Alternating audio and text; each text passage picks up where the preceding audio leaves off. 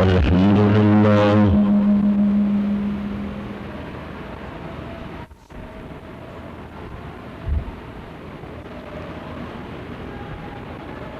الحمد لله نحمده ونستعينه ونستغفره ونؤمن به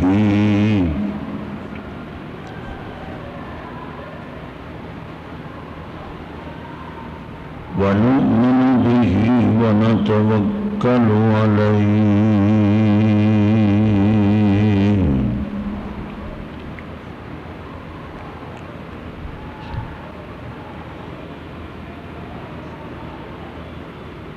ونعوذ بالله من شرور أنفسنا ومن سيئات أعمالنا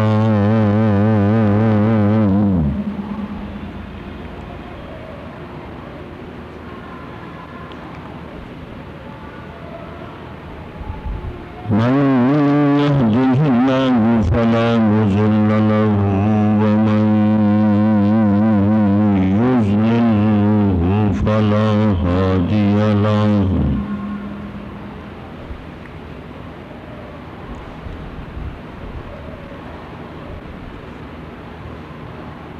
ونشهد أن لا إله إلا الله وحده لا شريك له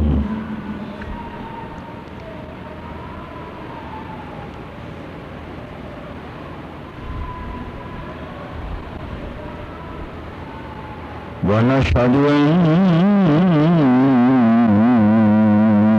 سيدنا ومولانا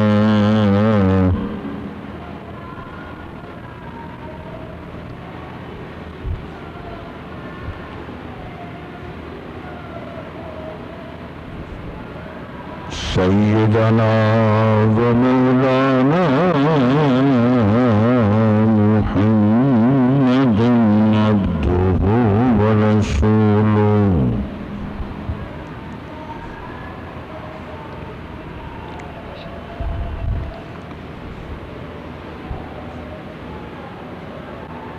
أما بعد فأعوذ بالله من الشيطان الرجيم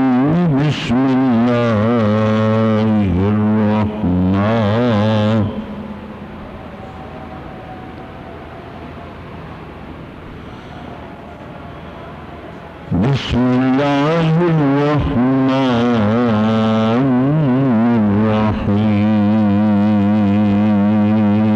الرحيم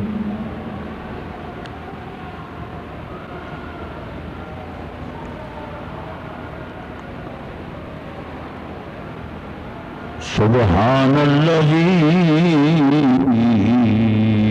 أسرى بعبده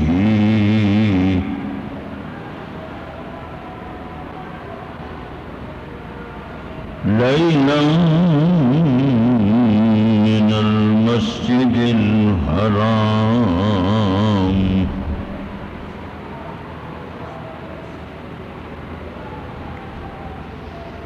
إلى المسجد الأقصى الذي باركنا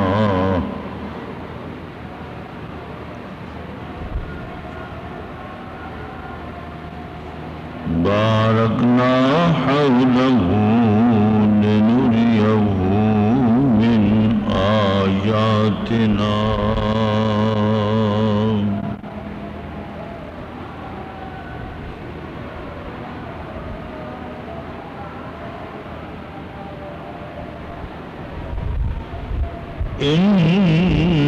إنه هو السميع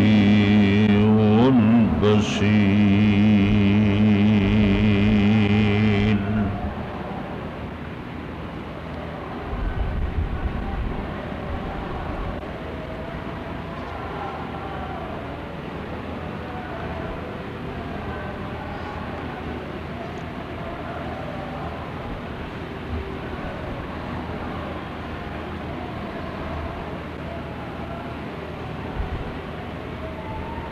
رب اشرح لي صدري ويسر لي أمري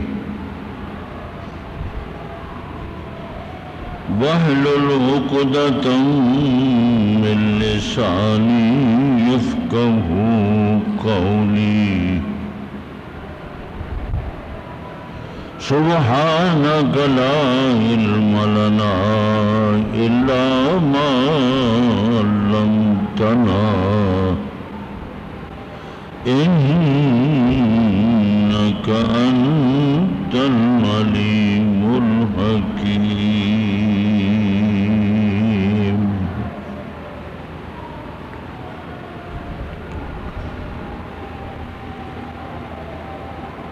صدق الله مولانا العظيم وبلغنا رسوله النبي الكريم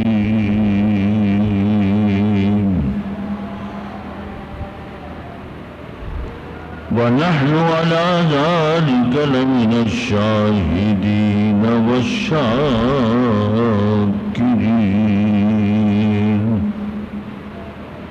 والحمد لله رب العالمين.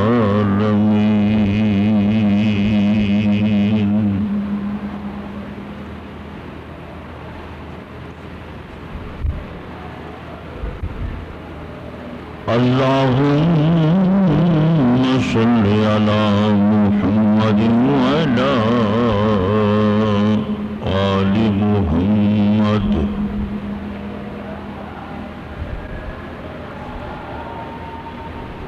كما صليت على إبراهيم وعلى آل إبراهيم إنك حميد مجيد.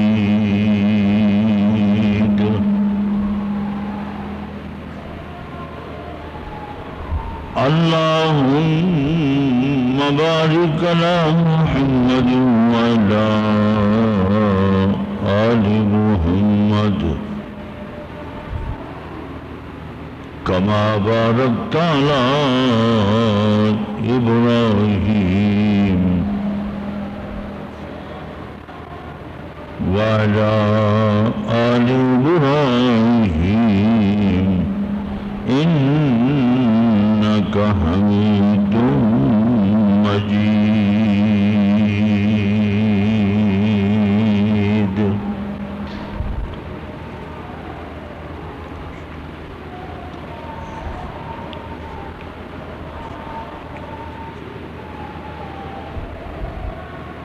قابل صد احترام دوستو،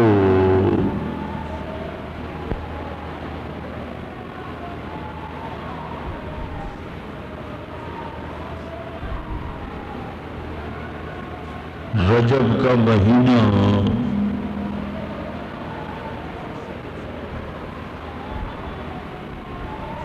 آج رجب المرجب کی 26ویں تاریخ ہے.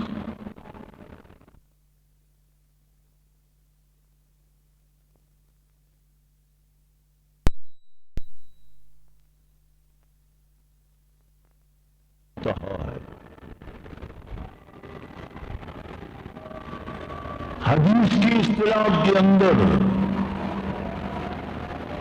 مکہ مکرمہ سے جو بیت المقدس تک سفر ہے اس کو سیرت کی اصطلاح میں، حدیث کی زبان میں، شریعت کی زبان میں اسراء کہا جاتا ہے.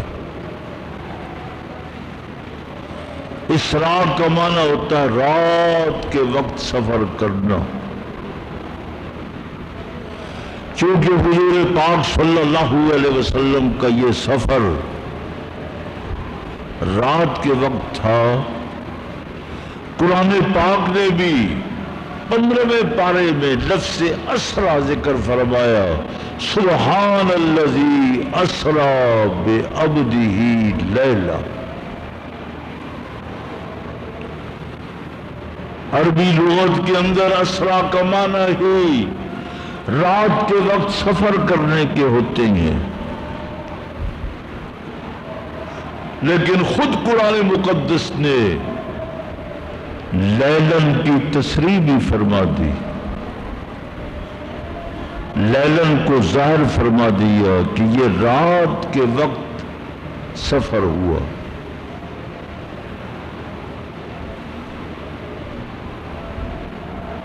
اس سفر سے پہلے حضور پاک صلی اللہ علیہ وسلم کے نبوت کے بعد 13 سال گزر گئے، 40 سال نبوت سے پہلے، اور یہ 13 سال نبوت کے بعد۔ 53 سال حضور پاک صلی اللہ علیہ وسلم نے مکہ مکرمہ میں گزارے۔ بچپن تو سو بچپن ہی تھا، جوانی، تجارت کا زمانہ، لیکن جب سے حضور پاک صلی اللہ علیہ وسلم کو اللہ تبارک و تعالیٰ کی طرف سے نبوت کا تاج، ختم نبوت کا تاج پہنایا گیا، تو پھر آزمائش، امتحانات، تکالیف، پھر امتحانوں کا دور شروع ہو گیا، آزمائشیں آئی، کوئی دن، کوئی رات، کوئی گھڑی نبوت ملنے کے بعد حضور پاک صلی اللہ علیہ وسلم کے لیے ایسی نہ تھی جس میں آپ کو ستایا نہ گیا ہو، تکلیف نہ دی گئی ہو۔ اللہ تبارک و تعالی نے ہجرت سے پہلے، چونکہ مکی زندگی کو حضور پاک صلی اللہ علیہ وسلم نے خیر آباد کہنا تھا، مکی زندگی میں بے پناہ آپ نے محنت کی، صرف چند صحابہ ایمان لائے، مسلمان ہوئے۔ اب اللہ تبارک و تعالی نے مکی زندگی کے علاوہ مدنی زندگی، ہجرت، ترک وطن، مہاجرت، لیکن ہجرت سے پہلے حضور پاک صلی اللہ علیہ وسلم کو اللہ تبارک و تعالی نے معراج کا معجزہ عطا کیا۔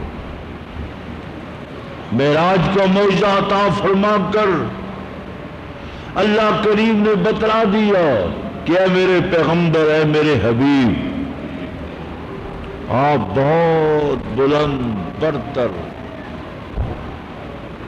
ان کافروں نے، مشرکوں نے، دشمنوں نے آپ کو ہر طرح سے نیچا دکھانے کی کوشش کی، لیکن حضور پاک صلی اللہ علیہ وسلم کو اللہ تبارک و تعالیٰ نے یہ برتری تے، بزرگی تے، بلندی عطا فرما کر آسمانوں سے اوپر، سدرۃ المنتہا سے اوپر، شریف الاقلام سے اوپر، جہاں تک اللہ پاک نے چاہا حضور کو اللہ لے گیا، اور لے جانے کے بعد اللہ نے بتلا دیا، اے میرے پیغمبر، اے میرے حبیب، مانوی بلندیاں تو پہلے ہی ہم نے آپ کو عطا کر دی تھی کہ نبوت، صرف نبوت نہیں، ختم نبوت، امام الانبیاء، اول الانبیاء، آخر الانبیاء پر ہم نے آپ کو فائز فرمایا۔ اس کے ساتھ ساتھ ہی ہم نے حصی بلندیاں بھی آپ کو عطا کر دی ہے۔ ان حصی بلندیوں میں سب سے اوپر والی بلندی جہاں تک اللہ نے چاہا حضور کو اللہ لے گیا۔ تو شریعت کی زبان میں مکہ مکرمہ سے بیت المقدس تک یہ سفر اسراء ہے، بیت المقدس سے آسمانوں پر، آسمانوں کے اوپر تک یہ سفر معراج کہلاتا ہے۔ کبھی دونوں سفروں کو اسراء کے ساتھ اور کبھی دونوں سفروں کو معراج کے ساتھ تعبیر کیا جاتا ہے۔ اسراء بھی حضور کا معجزہ ہے، معراج بھی حضور کا معجزہ ہے۔ اللہ کریم نے بے شمار معجزات حضور پاک صلی اللہ علیہ وسلم کو عطا کیے، لیکن معراج کا معجزہ ایسا معجزہ ہے اتنا بلند بالا۔ معراج کے معنی سیڑھی کے ہوتے ہیں۔ وہ سیڑھی کیسی تھی، اس کی حقیقت، اس کی کیفیت اللہ کو پتا ہے۔ اس دور میں تو آدمی سوچ بھی نہیں سکتا تھا۔ آج کل جدید دور ہے، اس جدید دور کے اندر آج کئی سیڑھیاں، بلندیاں، جہاز 10,000 فٹ بلندی پر اڑتا ہے۔ اس وقت کون سوچ سکتا تھا کہ ایک جہاز بھی 10,000 فٹ بلندی پر اڑے گا۔ حضور پاک صلی اللہ علیہ وسلم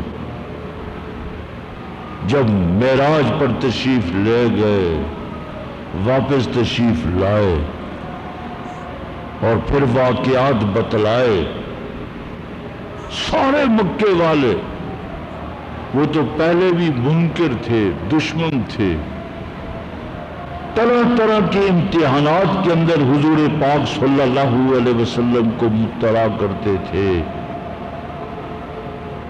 حضور پاک صلی اللہ علیہ وسلم نے جب معراج کی خبر دی، پہلے آسمان کی، دوسرے، تیسرے، چوتھے، سدرۃ المنتہا، صریف الاقلام، وہ لوگ حیران رہ گئے۔ عقلی ڈکوسلے، عقلی باتیں کرتے ہوئے کہ انسان کیسے اوپر جا سکتا ہے۔ انسان کو تو اللہ نے مٹی سے بنایا ہے، یہ بوجھل ہے، ثقیل ہے، یہ کیسے اوپر جا سکتا ہے؟ آج کوئی شخص جو سوالات حضور پاک صلی اللہ علیہ وسلم کے معجزہ معراج پر اس وقت مکے والوں نے کیے تھے، آج کوئی شخص بھی یہ سوال نہیں کر سکتا۔ ہندو بے شک ہندو ہے، کافر ہے، منکر ہے، لیکن وہ یہ نہیں کہہ سکتا کہ حضور اوپر نہیں جا سکتا، کیونکہ جدید دور ہے۔ بہت سی چیزیں، بہت سے وہ سوالات جو ابتدا کے اندر حضور پاک صلی اللہ علیہ وسلم کی سیرت پر، اسوہ حسنہ پر کیے جاتے تھے، لیکن زمانے کے ساتھ ساتھ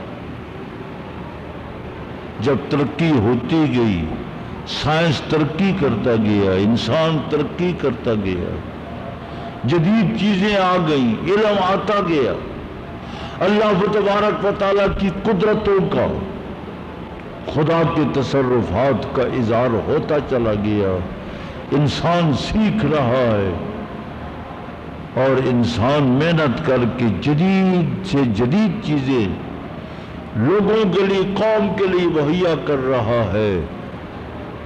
تو آج کوئی یہ نہیں کہہ سکتا کہ انسان اوپر نہیں جا سکتا۔ اب تو ہر شخص مانتا ہے جا سکتا ہے، ہیلی کاپٹر ہے، جہاز ہے۔ اس وقت کہتے تھے دیکھو جی رات کا تھوڑا سا حصہ ہے، یہاں سے بیت المقدس سے اوپر تو رات کے تھوڑے سے حصے میں اتنا طویل سفر کیسے ہو گیا؟ آج کوئی شخص یہ سوال نہیں کر سکتا کہ آج ایک ایک گھنٹے میں ہزاروں میل مسافت طے ہو جاتی ہے، برق رفتار تیز رفتار سواریاں موجود ہیں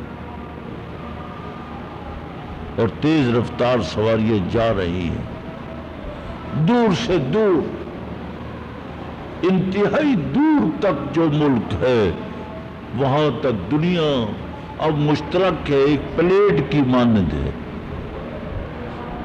ہر طرف سے طیارے اڑتے ہیں اور پہنچ رہی ہے، جا رہی ہے، آ رہی ہے۔ اللہ کریم کی قدرتوں کا بھی اندازہ لگائے۔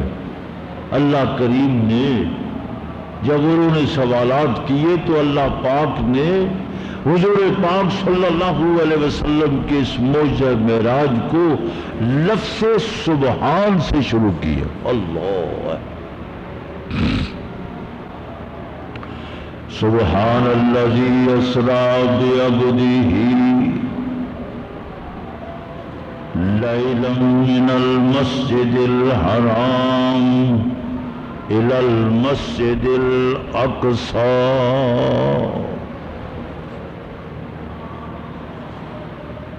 اللہ کریم نے لفظ سبحان سے شروع فرما کر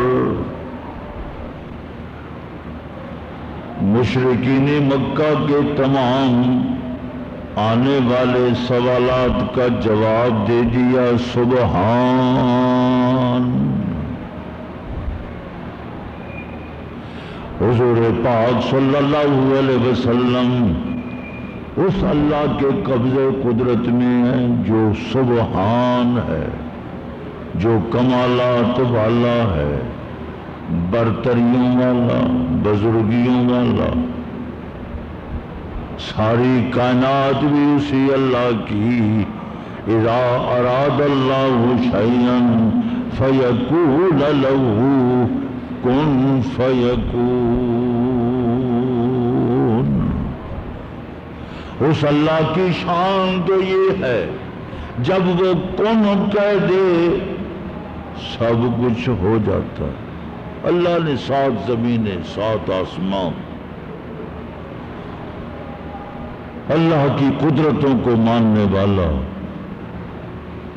خدا کے مظاہر قدرت کا اقرار کرنے والا، خدا کی خدائی کی بڑائی کی برتری کی بزرگی کو ماننے والا کبھی بھی اس بات کا منکر نہیں ہو سکتا کہ حضور پاک صلی اللہ علیہ وسلم نے معراج کیسے کر۔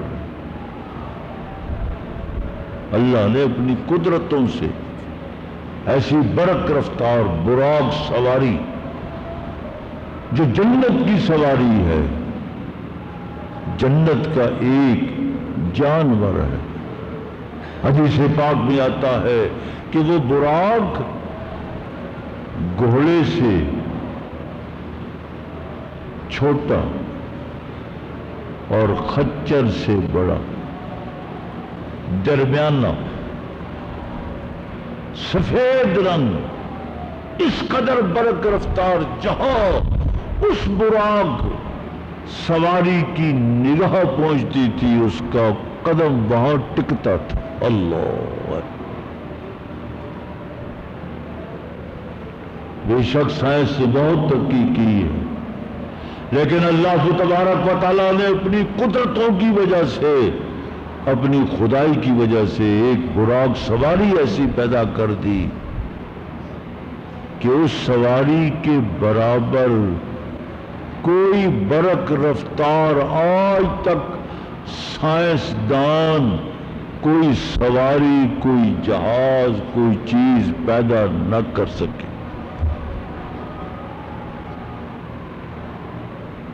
جہاں اس کا نگاہ پہنچتی تھی قدم وہاں ٹکتا تھا، برق رفتار ہے۔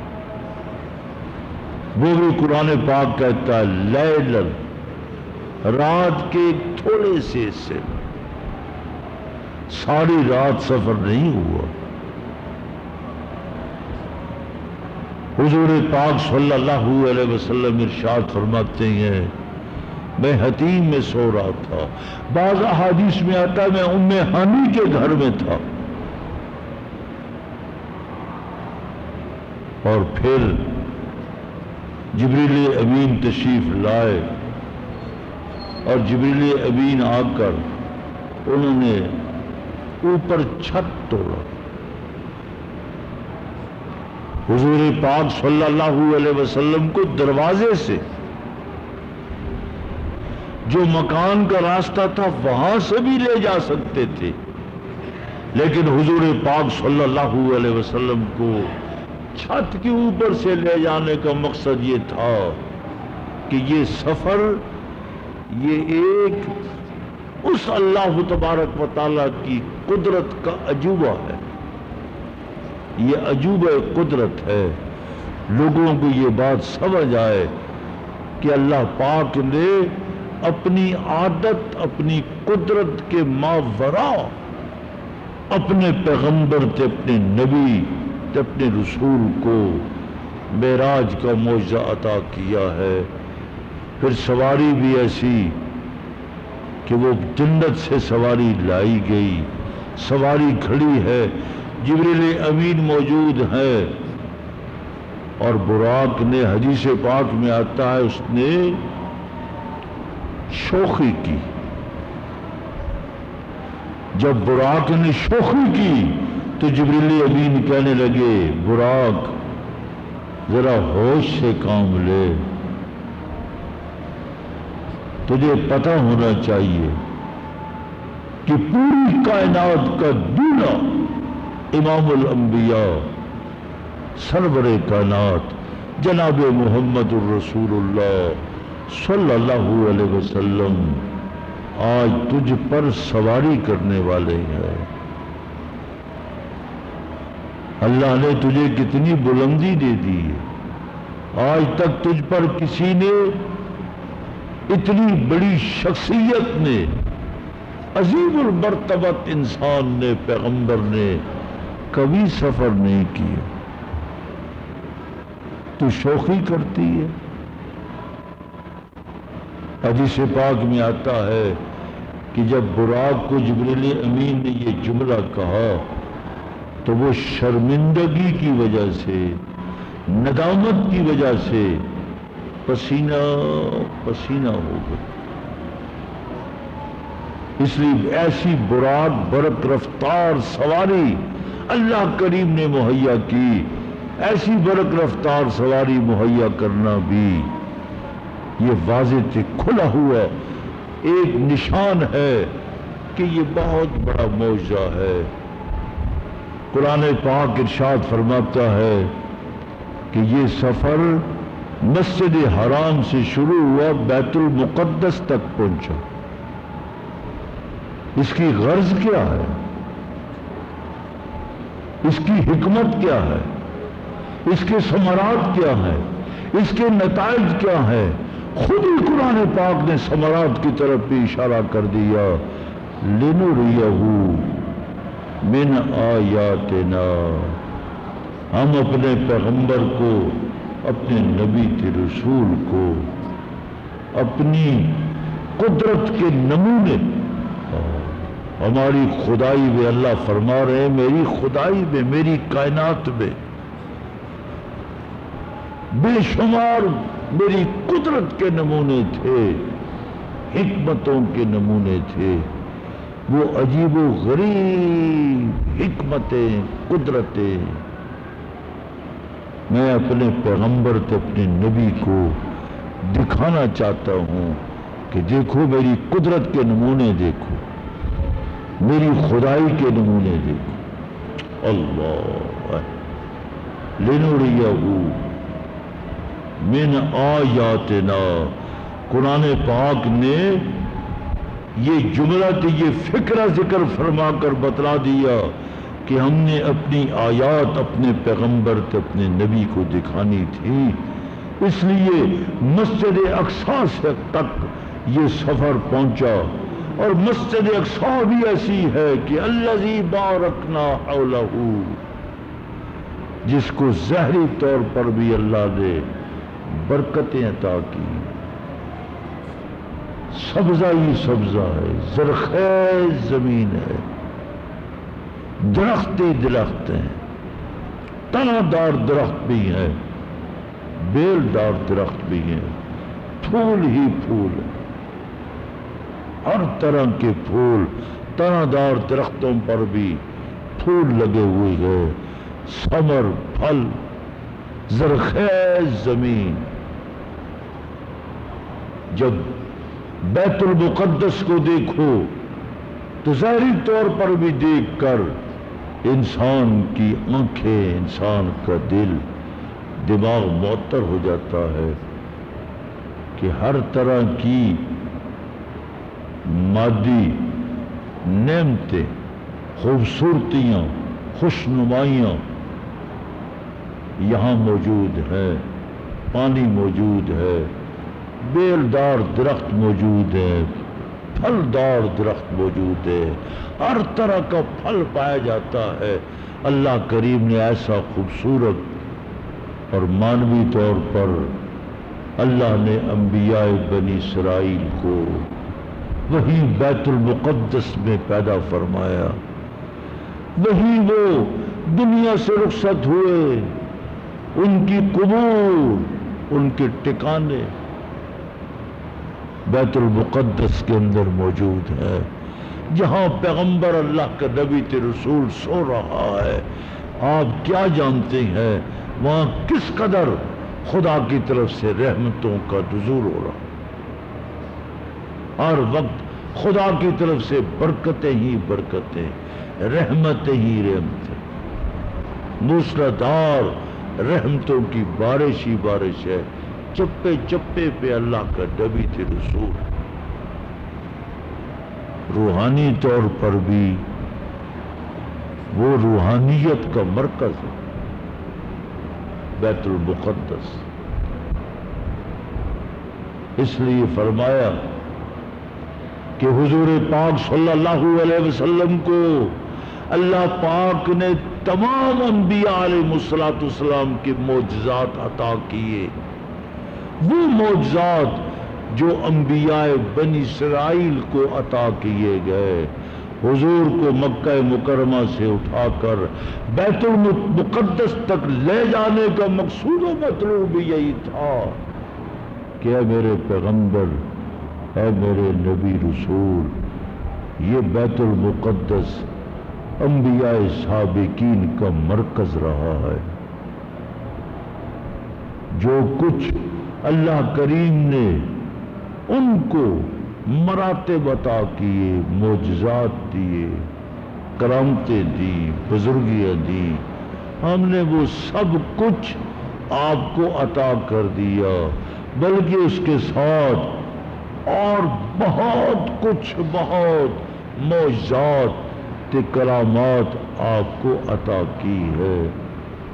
اس لیے قرآن پاک کہتا ہے الل مسجد الاقصی الذی بارکنا حولہ، وہ مسجد اقصی جس کے ارد گرد کو ہم نے برکت ہی دی ہے، ظاہری طور پر بھی برکتوں والا ملک ہے، برکتوں والی زمین ہے، کھیتی باڑی والی زمین ہے، سرسبز زمین ہے، اور روحانی طور پر بھی وہاں برکتیں ہی برکتیں ہیں، خدا کی طرف سے رحمتوں کا ہر وقت نزول ہو رہا ہے۔ انبیاء بنی اسرائیل کے مقابر وہاں موجود ہے، جہاں نبی اور رسول کا مقبرہ ہوگا وہاں تو خدا کی رحمتیں ہی رحمتیں ہیں۔ آج بھی وہ انبیاء بنی اسرائیل اپنی اپنی قبور میں وہ زندہ ہیں، صحیح سالم ہیں، موجود ہیں، خدا ان کی حفاظت کر رہا ہے۔ اس لیے اللہ نے یہاں پر غرض بیان کر دی لِنُرِيَهُ مِنْ آیَاتِنَا إِنَّهُ هُوَ السَّمِيعُ الْبَصِيرُ، اللہ سننے والا ہے، اللہ دیکھنے والا ہے، 13 سال نبوت میں مکے والوں نے بے پناہ مظالم ڈھائے، ہر طرح سے انہوں نے کوشش کی حضور پاک صلی اللہ علیہ وسلم کو ناکام کرنے کی۔ اللہ کریم نے یہ معجزہ معراج عطا فرما کر بتلا دیا ان ظالموں کے کافروں کو، تم کتنا حضور کو امتحان میں ڈالو گے، دیکھو ہمارا پیغمبر کتنا بلند ہے، بالا ہے، وہ فضا کو چیرتا ہوا آسمانوں سے اوپر، سدرۃ المنتہا سے اوپر، شریف الاقلام سے اوپر، عرش معلیٰ تک اللہ نے اپنے پاس بلایا، اور اللہ نے اپنے پاس بلا کر نماز کا تحفہ عطا کیا۔ وآخر دعوانا ان الحمد للہ رب العالمین۔